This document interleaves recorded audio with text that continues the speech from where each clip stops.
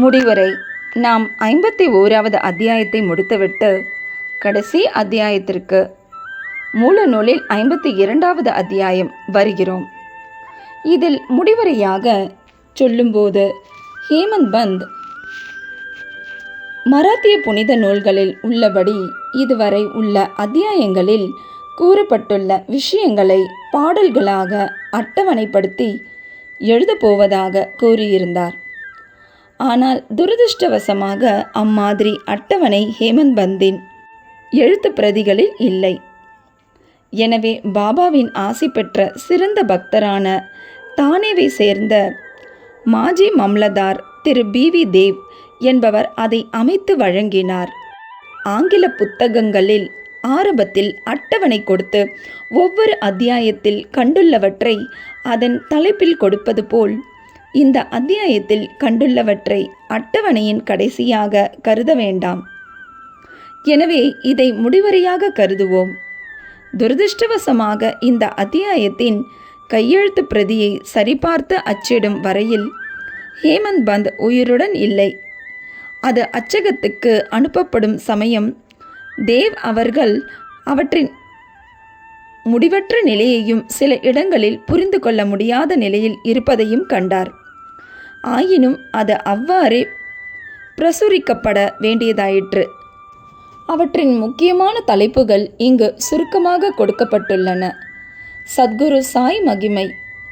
விருப்பு வெறுப்பு இல்லாதவரும் உயர்வு தாழ்வுகளை கருதாதவரும் எவருக்கு பக்தர்கள் எல்லோரும் ஒரே மாதிரியாக காணப்படுகிறார்களோ, எவர் உயிரினங்கள் எல்லாவற்றிலும் எவ்வித பேதமும் இன்றி கலந்து நிற்கிறாரோ, எவர் இந்த அண்ட சராசரங்களில் உள்ள அசையும் அசையா பொருட்களை பகவான் பிரம்மனுடைய ரூபத்தில் உண்டாக்கி வீடுகள், அரண்மனைகள் மற்றும் ஆகாயம் இவை யாவற்றையும் சூழ்ந்து நிற்கிறாரோ, அந்த சமர்த்த சாயியை சாஷ்டாங்கமாக நமஸ்கரிக்கிறோம். அவரை நினைத்தாலும் சரணடைந்தாலும் அவர் நமது எல்லா விருப்பங்களையும் நிறைவேற்றி நம்மை வாழ்வின் லட்சியங்களை அடைய செய்கிறார். லோகாயத இச்சைகளாகிய இந்த சமுத்திரத்தை கடப்பது மிக கடினம். மோகம் என்ற அலைகள் உயர்ந்து தீ எண்ணங்களாகிய கரையை நோக்கி ஓடி மோதுகின்றன. ஆதலால் நமது மன வலிமையாகிய மரங்கள் வேருடன் வீழ்த்தப்படுகின்றன. அகங்காரம் என்னும் காற்று கடுமையாக வீசி கடலை கொந்தளிக்க செய்கிறது. வெறுப்பு, கோபமாகிய முதலைகள் பயமின்றி திரிகின்றன. நான், எனது என்ற எண்ணங்களும் மற்ற சந்தேகங்களும் நீர்ச்சுழல்களாக இடையறாது சுற்றி கொண்டிருக்கின்றன. திட்டுதல், வெறுத்தல், பொறாமை ஆகிய எண்ணற்ற மீன்கள் அங்கு விளையாடுகின்றன. இவ்வளவு பயங்கரமானதாகவும் கொடுமையானதாகவும் இந்த கடல் இருந்தாலும் சத்குரு சாய் இதை அழிக்க வல்லவர். அவரது பக்தர்கள் இதை பற்றி பயமடைய வேண்டியதில்லை. நமது சத்குரு இந்த கடலை பத்திரமாக கடப்பதற்கு வேண்டிய படகு போன்றவர். பிரார்த்தனை. இப்போது நாம் சாய்பாபாவின் முன்னே முழுவதுமாக விழுந்து அவர் பாத கமலங்களை பற்றி கொண்டு கீழ்கண்டவாறு எல்லோரும் எல்லாவற்றிற்குமாக பிரார்த்திப்போம். எங்களது மனம் கண்டவாறு அலையாமல் தங்களை தவிர வேறு எதையும் விரும்பாமல் இருக்கட்டும். இந்த சத்சரிதம் எல்லோருடைய இல்லங்களிலும் இருந்து தினசரி பாராயணம் செய்யப்படட்டும். இதை தினமும் முறையாக படிப்பவர்களின் துயரங்களை தீருங்கள். பலஸ்ருதி. பாராயண பலன். இச்சரிதம் படிப்பதால் நீங்கள் பெறும் நலன்களை பற்றி சில வார்த்தைகள். புனித கோதாவரி நதியில் குளித்துவிட்டு ஷிரடியில் உள்ள சமாதி மந்திரில் உள்ள பாபாவின் சமாதியை வணங்கி தரிசித்து இந்த சத்சரிதத்தை படிக்கவோ அல்லது கேட்கவோ வேண்டும். இதை செய்தால் உங்கள் உடல், பொருள், ஆவியை தாக்கும் தீங்குகள் மறையும். தற்செயலாக சாயின் கதைகளை நினைப்பதன் மூலம் உங்களை அறியாமலேயே நீங்கள் ஆன்மீக வாழ்வில் விருப்பம் கொள்வீர்கள். இச்சரிதத்தை ஆர்வமுடனும் பக்தியுடனும் படிப்பதால் உங்கள் பாவங்கள் அழிக்கப்படும். ஜனன மரண சூழலை ஒழிக்க நீங்கள் விரும்பினால் சாயின் சரிதங்களை பாராயணம் செய்து அவரை நினைத்து அவரது திருவடிகளில் உங்களை சேர்த்து கொள்ளுங்கள். நீங்கள் சாய் சரித சாகரத்தில் மூழ்கி மேலெழுந்து அதன் இன்பத்தை மற்றவர்களுக்கு கூறும்போது அவற்றின் புது புது நித்திய சுகந்தத்தை உணர்ந்து மற்றவர்களையும் தொல்லைகளிலிருந்து காப்பீர்கள். சாயின் உருவையே நீங்கள் தொடர்ந்து தியானித்தால் நாளடைவில் உருவம் மறைந்து உங்கள் தன்னுணர்விலேயே கலந்துவிடும். தன்னை அறிதலும் பிரம்மத்தை உணர்தலும் மிக கடினம். ஆனால் சகுண பிரம்மாவாகிய சாயின் உருவத்தின் மூலம் வழிபட்டால் உங்கள் பிரம்ம உணர்வின் முன்னேற்றம் எளிதாகும்.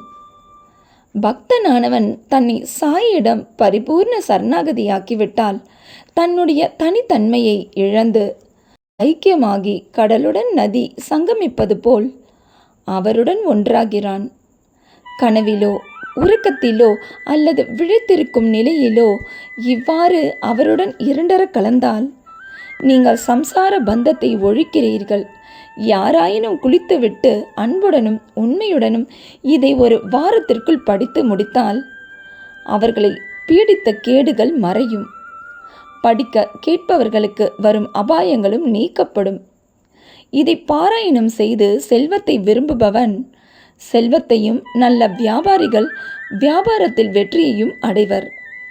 உண்மைக்கும் பக்திக்கும் தகுந்தவாறே பலன்களும் அமையும். இவைகளின்றி எவ்விதமான அனுபவம் இல்லை. இச்சரிதத்தை பக்தியுடன் படித்தால் சாய் மனம் மகிழ்ந்து உங்கள் அறியாமையையும் ஏழ்மையையும் நீக்கி உங்களுக்கு ஞானமும் செல்வமும் க்ஷேமமும் நல்குவார்.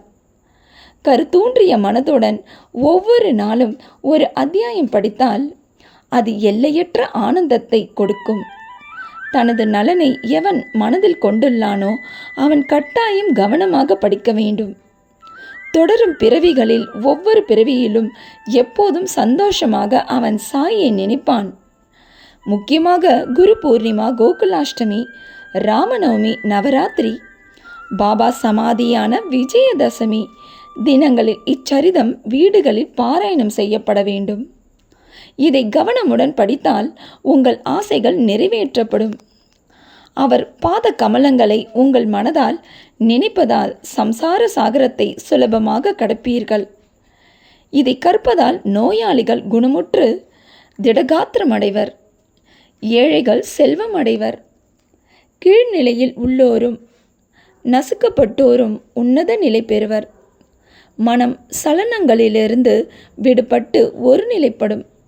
நல்ல அன்பும் பக்தியும் உள்ள வாசகர்களை கேட்போரே உங்களை வணங்குகிறோம்.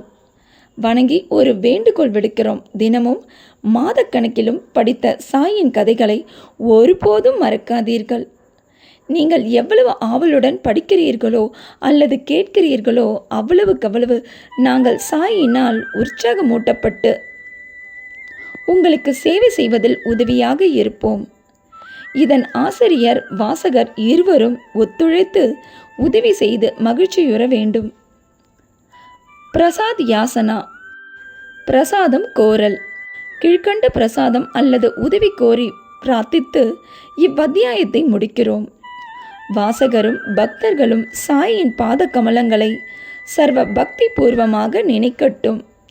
சாயின் உருவம் அவர்கள் கண்களில் நிலைக்கட்டும். அவர்கள் சாய்பாபாவை எல்லா உயிர்களிலும் காணட்டும். ததாஸ்து, அப்படியே நடக்கட்டும். ஸ்ரீ சாயை பணிக. அனைவருக்கும் சாந்தி நிலவட்டும்.